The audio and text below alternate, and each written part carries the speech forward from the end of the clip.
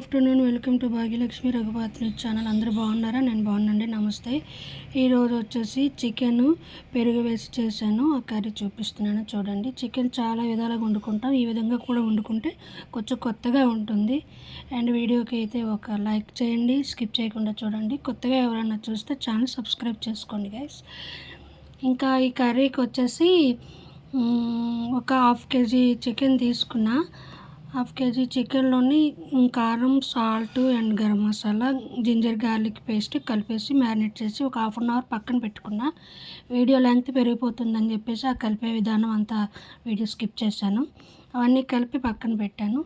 ఇంకా బాగానే పెట్టుకొని అందులో ఆయిల్ వేసుకొని ఒక పెద్ద ఆనియన్, ఒక 4 పచ్చిమిర్చి కట్ చేసి వేసుకున్నాను.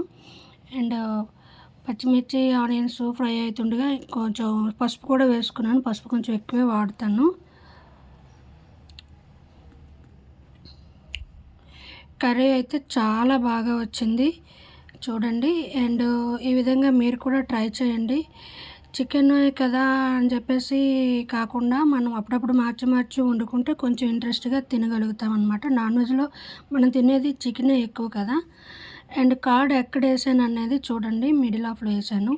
ఫస్టే కర్డ్ వేసుకోకూడదు. మ్యారినేట్ చేసినప్పుడు కూడా కర్డ్ వేసుకోలేదు. అండ్ కొత్తిమీర ఉంటే వేసుకుంటే బాగుంటుంది. కొత్తిమీర అవైలబుల్గా లేక నేనైతే వేయలేదు. కలర్ఫుల్గా కావాలంటే కలర్ కూడా యాడ్ చేసుకోవచ్చు, అది ఆప్షనల్.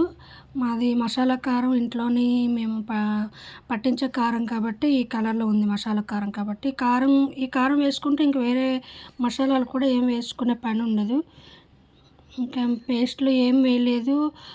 కొంచెం స్పైసీతోనే ఈ కర్రీ చేశానండి, లైట్. ఈవెన్ బ్యాచులర్స్, కొత్తగా పెళ్ళైన వాళ్ళు ఎవరైనా కానీ చాలా ఈజీగా తొందరగా చేసుకోవచ్చు అనమాట. ఇంకా మ్యూజిక్ ఇస్తాను చూడండి ప్లీజ్. అండ్ ఛానల్ సబ్స్క్రైబ్ చేసుకోండి. Thank you for watching. Music ఇస్తున్నాను చూడండి.